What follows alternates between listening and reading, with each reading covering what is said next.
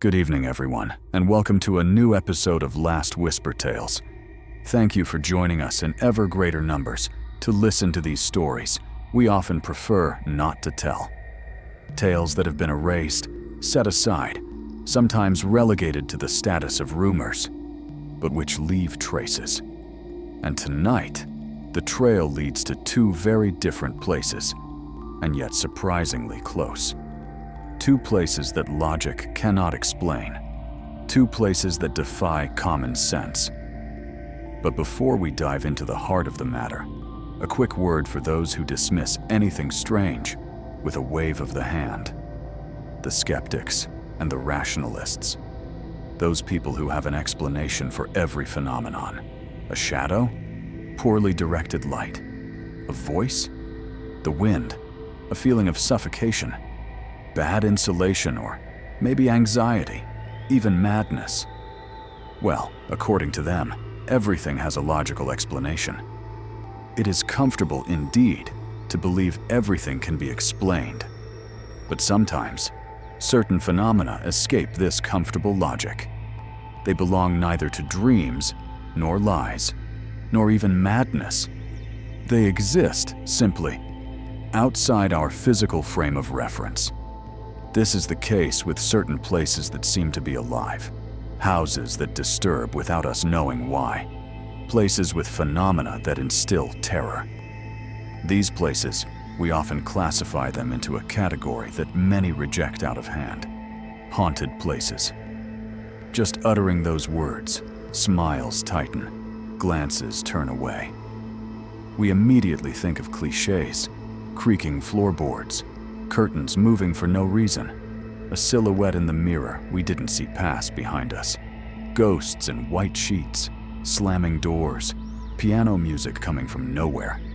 Perfect phenomena for a Halloween night, a pretext for selling sensationalist books.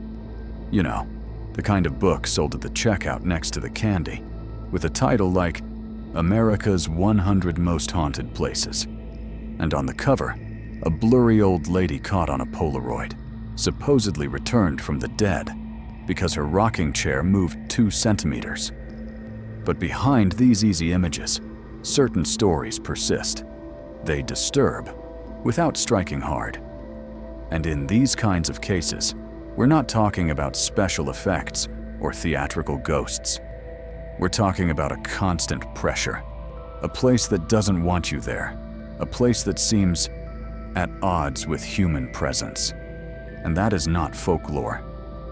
And tonight, we're taking you first to an old ruined house on the shores of a lake in Wisconsin, an elegant and sinister mansion called Summerwind, or the Lamont Mansion, a house that doesn't scream.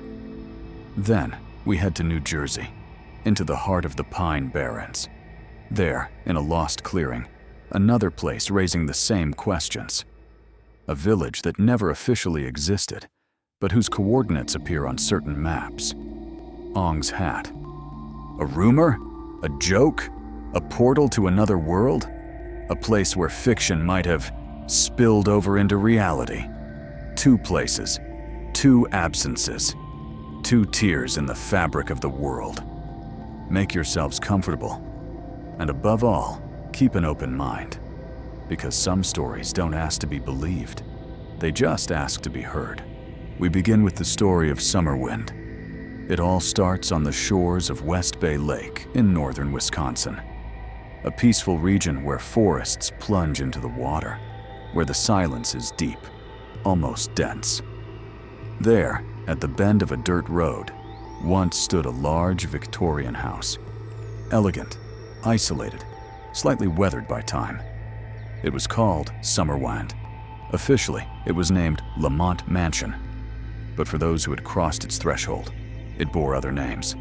Names not spoken aloud. Names you feel. It was in the early 1970s that Summerwind truly entered the troubled history of North America's haunted houses.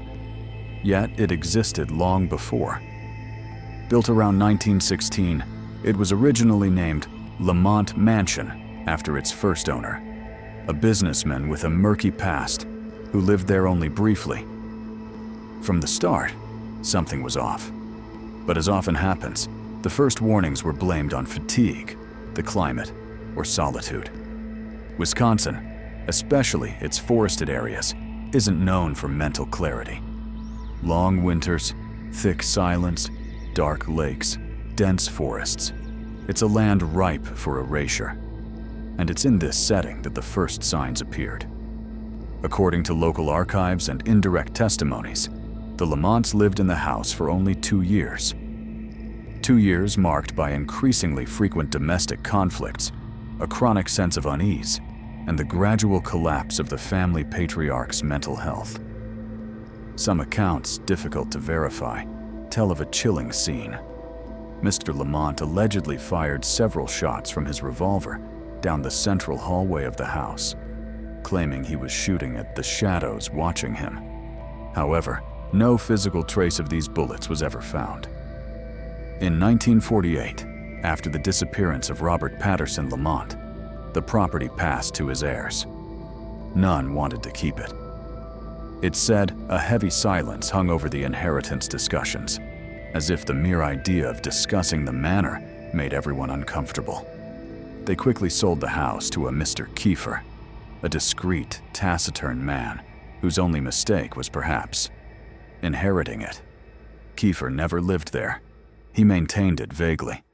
A coat of paint here, a roof check there. But the shutters often remained closed, the rooms empty. The house seemed frozen, suspended in a state of waiting. It was said his wife, Lillian, refused to even set foot on the property. Not out of caprice, no, out of fear. A silent, tenacious fear. She never went beyond the wrought iron gate. When Kiefer went there briefly to sign a paper or oversee work, she stayed in the car, hands clenched on her purse, eyes fixed on the facade, like one stares at a wild animal. A neighbor recounted finding her in tears after a simple walk that had taken them a bit too close to the edge of the estate. I can't. I just can't. There's something inside. When Kiefer died suddenly in 1965, Lillian immediately tried to sell the house, but the building seemed to have a will of its own. Every time a buyer appeared, the deal fell through. It wasn't the money, the location, or even the condition of the property, fairly good for its age. No, it was what visitors felt upon entering. Some reported a vague, unnameable discomfort. Others would stop mid-tour, as if suffocated by the atmosphere, demanding to leave immediately. One real estate agent allegedly fainted in the West Wing hallway for no apparent reason. After months of futile attempts, Lillian gave up. She never set foot near Summerwind again, and the house remained empty, silent, as if waiting for someone. That person arrived a few years later. In the early 1970s, Arnold and Ginger Hinshaw, an ordinary couple, decided to move in with their children. Ginger was a teacher, gentle, rational. Arnold, an appliance salesman, dreamed of tranquility, fishing by the lake, long summer evenings in a house steeped in history. They bought Summerwind cheaply, almost a bargain. They didn't yet know you don't settle unscathed into a house that doesn't want you. Arnold and Ginger Hinshaw, young, enthusiastic parents, were charmed by the building. At first glance, everything seemed perfect. A peaceful setting, an old yet elegant house, space, silence. But from the very first days, Ginger felt an oppressive atmosphere. When the Hinshaws moved into Summerwind, everything seemed normal. Or almost. There was that lingering odor, like dampness mixed with something else. A rancid, ancient impression, impossible to name. There were also the cold, constant drafts, even with the windows closed, and the doors that slammed. Always the same ones, always at the same hour. But Ginger, the composed schoolteacher, put it down to the structure. An old 19th century building, it shifts, it creaks, it breathes, she told her children. She said it, but she didn't believe it. Arnold, however, remained enthusiastic. He spent his evenings repairing, painting, renovating, dreaming of a tranquil future by the lake. There was an almost feverish energy in his movements, as if he wanted, through the force of DIY, to tame the house. But very quickly, something changed. Arnold threw himself into renovations, vainly trying to apply constructive logic. But his behavior changed. He bought a Hammond organ and played it every night, for long periods, obsessively. He claimed the spirits ordered him to play. His discordant melodies echoed throughout the house, terrifying his family. Within 6 months, he lost his job, suffered a mental collapse, and was hospitalized. Ginger herself nearly gave in to the temptation to end her life. Furthermore, after their arrival, the couple discovered in a cupboard a piece of furniture concealing a space where their gaze met, a desiccated corpse. Their daughter Mary screamed. The body disappeared the next day. No one reported this to the police. Several sources remained skeptical. The house itself evolved. Windows opened by themselves. Construction tools disappeared and reappeared in other rooms. The hired workers often refused to return, citing rooms that changed dimensions overnight. Contracts abandoned, plans useless, measurements incoherent. The arrival of Raymond Bober, Ginger's father, marked the turning point. He took over the house, this time with the aim of turning it into an inn or a tourist restaurant. He wrote The Carver Effect under the pseudonym Wolfgang von Bober. In it, he described visions of the explorer Jonathan Carver, who died in 1780, whose spirit was supposedly trapped in the place, searching for a Native American document sealed in the foundations. Bober claimed the house itself had the ability to move, to change configuration, and that the spirit frequently appeared to him. One day, his sister Carl entered the house alone and heard a voice pronounce her name, followed by 2 detonations. When he went downstairs, he smelled gunpowder and spotted 2 old bullet impacts in the basement door, the same ones fired by Lamont decades earlier. He fled, convinced the events were repeating. Raymond tried to continue the work. He would measure a room, then measure it again the next day. It had changed size. On the plans, the space intended for 150 covers soon became too small for 80. He then remembered the workers' testimonies claiming they had lost tools, unreadable plans, and a feeling of being watched. In 1980, Life magazine included Summerwind among the 9 most terrifying houses in the United States. The story became institutionalized. The manor became an attraction for ghost hunters and the curious. Demolition attempts began in 1985, deemed dangerous and overrun by vandals. The climax came in June 1988, when lightning struck the building during a violent storm. The manor burned entirely, without the surrounding trees being touched, and despite lightning rods still being installed. Today, only a few moss-covered chimneys, foundations, and concrete stairs remain. Yet, some legends persist. People still speak of a woman in white seen among the ruins, floating orbs, even organ music that echoes on autumn evenings. After the devastating fire of June 1988, the Summerwind Mansion was reduced to smoldering ruins. Firefighters determined the fire was caused by lightning striking repeatedly, with no trace of criminal origin. Strangely, the fire remained confined to the building. The surrounding trees were untouched, despite the violent storm. But while the structure vanished, the phenomena themselves continued, in another form. Former visitors and ghost hunters reported several strange phenomena, namely, strange apparitions. Teenage girls canoeing along the lake claimed to have seen a woman in white floating near the shore, beckoning passers-by before suddenly disappearing into the forest. When they returned several days later, the figure refused to approach them and vanished again. Paranormal recordings. Several groups of amateur investigators, PIM, paranormal investigators of Milwaukee, conducted nighttime sessions around the ruins. Despite ambient noise, insects, distant car sounds, local wildlife, some claimed to capture EVPs, electronic voice phenomena, faint voices or whispers barely audible through their microphones. The site is difficult to document scientifically, but the clips circulate within specialized circles. Appearing, then disappearing layouts. These observers explain that even at night, the ruins seem alive. Certain passages between walls seem to have closed up, while others appear, as if the space was reconfiguring itself. It's a memory architecture, recreating itself in the perception of visitors. Olfactory and auditory residues. Witnesses recounted smelling gunpowder in certain spots on the grounds, like an echo of Lamont's confrontation with the specter in the 1930s. Some claim to hear a faint echo of a distant organ when the mist is thick and the dead leaves are still. Since the fire, the property has been closed to the public and belongs to a private owner who forbids access. Yet, the ruins continue to fascinate the curious.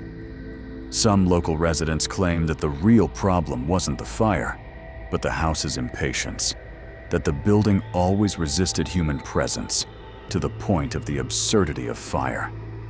For them, Summerwind is no longer a physical place, it's a corrosive memory. And so, Summerwind may be nothing more than a pile of stones eroded by time.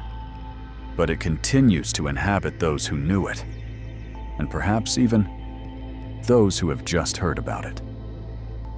If you enjoyed this story, feel free to leave a comment, share your impressions, or recount your own strange experiences. We'll then move on to the story of the village of Ong Hats. There are places that seem designed to test our perception of reality. Places whose very existence defies logic, geography, memory. Ong's Hat is one such place, a village that may have existed, or perhaps not. A rumor that became a legend, then a closed case. And as always, between the lines of these accounts, something persists, something insists. What you are about to hear is a story of erasure, a story of an opening, and perhaps of a passage to elsewhere. No one truly knows where Ong's Hat is. Some will tell you it's in New Jersey, on the edge of the Pine Barrens forest. Others will claim it's just a name, a nickname given to an intersection of dirt roads in the 18th century. What's certain is that at one time, on certain maps, a dot bore this strange name, Ong's Hat. But quickly, that dot vanished, struck out, erased, or ignored. And it's precisely this ambiguity that fuels the mystery. The first known mention of Ong's Hat dates to the late 18th century. At that time, stories tell of a certain Jacob Ong, an eccentric merchant who opened a stagecoach stop and inn there. It was a discreet, isolated halt at the edge of an impenetrable forest. Nothing extraordinary, just a forgotten hamlet, like hundreds of others. Except this village would know a very different fate. For from the beginning, Ong's Hat held an anomaly. According to local rumor, Jacob Ong supposedly had a habit of throwing his hat into the air whenever annoyed. A wide-brimmed black hat with embroidered edges. One day, irritated by a drunk customer, he threw his hat so violently that it disappeared, caught in the top of a pine tree. The village was allegedly baptized thus, Ong's Hat. A mundane anecdote, almost comical. But legends often begin this way, with an absurd detail.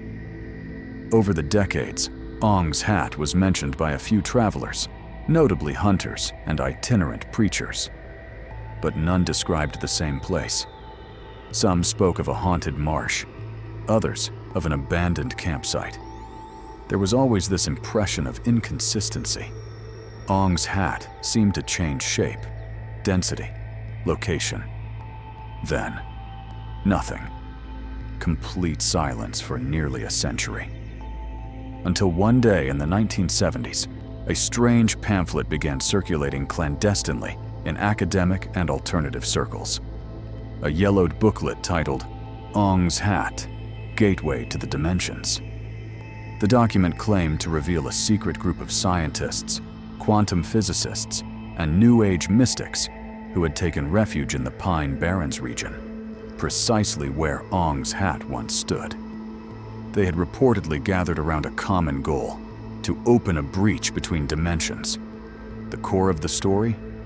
A machine, an experimental technology developed by two researchers who fled traditional institutions. Dr. Wally Fard, a Princeton-trained physicist, and Dr. Frank N. Alveston, a specialist in chaotic systems. These two men, according to the pamphlet, had created a device nicknamed the Egg, an ovoid capsule lined with sensory circuits and frequency modulators, designed to isolate the mind from the physical body and allow a dimensional leap. Not a mental projection, not a psychedelic experience. Number: an actual passage from one plane of reality to another, a conscious transfer into a parallel universe. And according to testimonies reported in the document, it had worked. Legend tells that a small group of volunteers, called the Monks of Chaos, had been chosen for these experiments. Women and men who abandoned their civilian identities to become pioneers of an alternate world. They described, upon their return, a place similar to ours, but empty, uninhabited, quiet, a world without war, without technology, without noise, an intact world. And at the center of this world, exactly where Ong's Hat stood, a black structure, silent, pulsating, a building that seemed not built, but grown, like an outgrowth of the ground itself. Of course, no one could verify these claims. No photos, no direct witnesses, nothing but vague accounts, illegible diagrams, missing coordinates. Skeptics cried hoax, an elaborate prank, a science fiction tale disguised as a spiritual manifesto. But others didn't laugh and began to search. In the 1990s, several urban explorers went to the Pine Barrens to locate the ruins of this alleged research center. Some reported finding strange foundations covered in moss. Others claimed to have seen moving lights in the woods. One woman stated she spent 2 days circling a clearing where her compass spun endlessly, unable to find north. Another, more disturbed, recounted stumbling upon an abandoned campsite where everything seemed frozen for decades. Intact dishes, unmade beds, rusty but whole generators. And at the center, a half-buried metal sphere. He took a photo, but the shot came out black. By this point, the mystery had folded in on itself. Ong's Hat had become an echo chamber, a place that, whenever sought, changed its appearance. Some saw it as a collaborative fiction launched by artists. Others, a genuine program concealed by authorities. An ex-military source stated anonymously that Ong's Hat had been a test site for non-local consciousness experiments before the program was absorbed by DARPA. He added this strange phrase, "It's not a place, it's a frequency." So what was Ong's Hat? A simple New Jersey village forgotten by time? A secret base for forbidden experiments? Or a passage to an alternate reality? The truth, as always, remains suspended. But what is certain is that for over 50 years, people continue to search for this village. And some never return.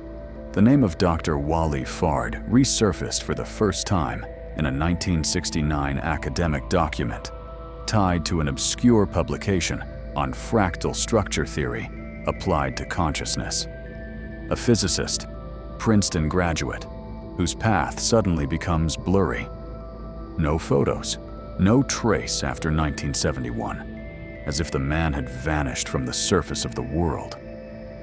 But according to testimonies collected in the pamphlet, Ong's Hat, Gateway to the Dimensions, it was he who allegedly founded, along with Frank N. Alveston and 2 other anonymous figures, the Institute for Chaos Studies, an independent, self-managed entity with no legal existence, set up deep within the Pine Barrens, in the abandoned buildings of a former sanatorium.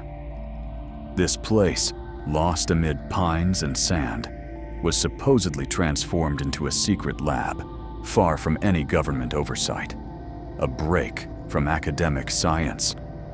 There, they reportedly conducted experiments blending quantum physics, deep meditation, and rituals drawn from esoteric Sufi traditions.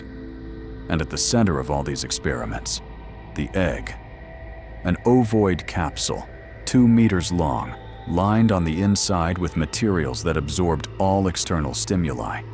Not a transport machine, but a medium of resonance, a consciousness amplifier. The subject would enter in a state of extreme meditation under the influence of binaural rhythms, and modified waves would generate complete detachment from the physical self. Then, something would happen. The first jump supposedly occurred in 1975. A volunteer, nicknamed Cielo, stayed in the capsule for 18 hours. Upon waking, she spoke an unknown language. Her eyes no longer responded to light. For 3 days, she refused any food, whispering only, "The light does not come from here." Then she vanished. Literally.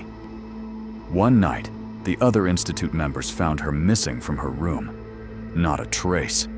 The door was locked from the inside, but on the bed, where her body should have been, was a perfectly round imprint, as if something had disintegrated or transported.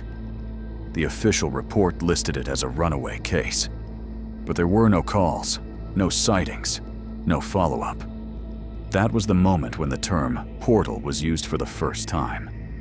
The team, now reduced to 4 members, continued their research. And that's when anomalies began to multiply.